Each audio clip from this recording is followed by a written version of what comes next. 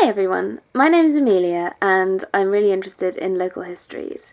And today I'm going to start off with one that I actually recorded a little while ago on a different channel.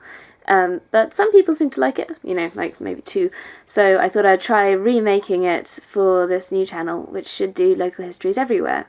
This first history is the story of King Cnut and the waves.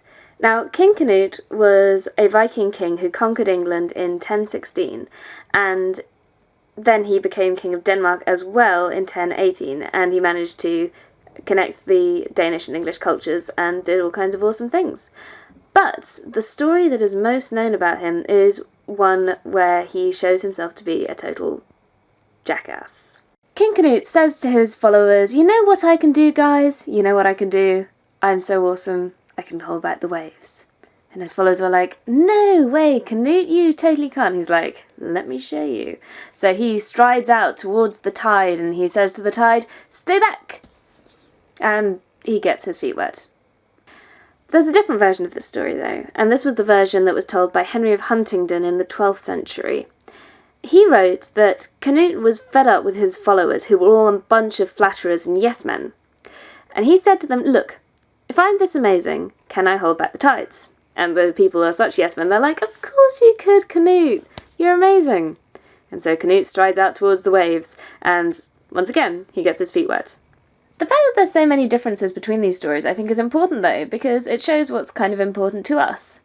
When Henry of Huntingdon was writing, his main point was to talk about the fact that only God could hold back the tides, that Cnut was a good Christian who knew that being a king on earth could only take you so far.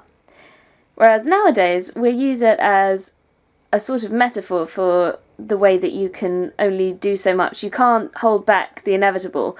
And unfortunately, we also use it to laugh at Cnut, who seems to have been pretty awesome and probably not the sort of person to actually think he could hold back the waves.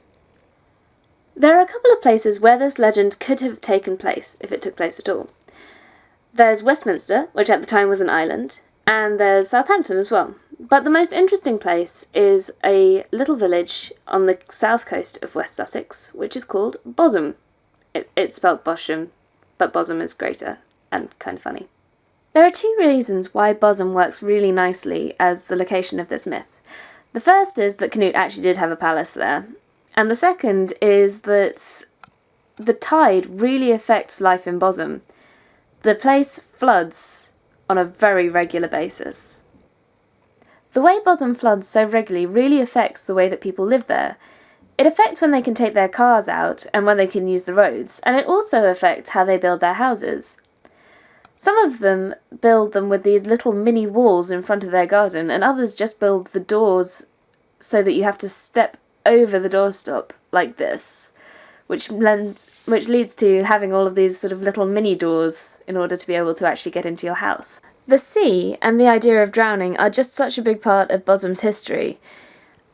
As well as the legend of Cnut and the waves, there was an extra legend which said that Cnut had a daughter who drowned in a brook near there. And although there isn't any proof for that, one of the first things you see when you come up to the church is a plaque memorialising a girl who really did drown.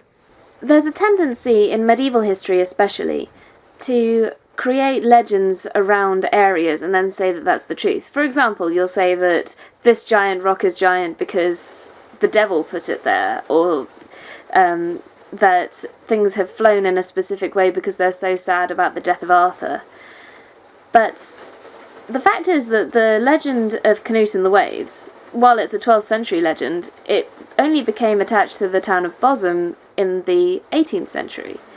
So it seems to be a really recurring thing that you want to make your specific place important through connecting it to history, or make history important through connecting it to the landscape. In any case, the village of Boshum is fascinating, Cnut's awesome, and I highly recommend studying one and visiting the other. Thank you very much for watching, and I hope that you'll catch up with my next video sometime soon.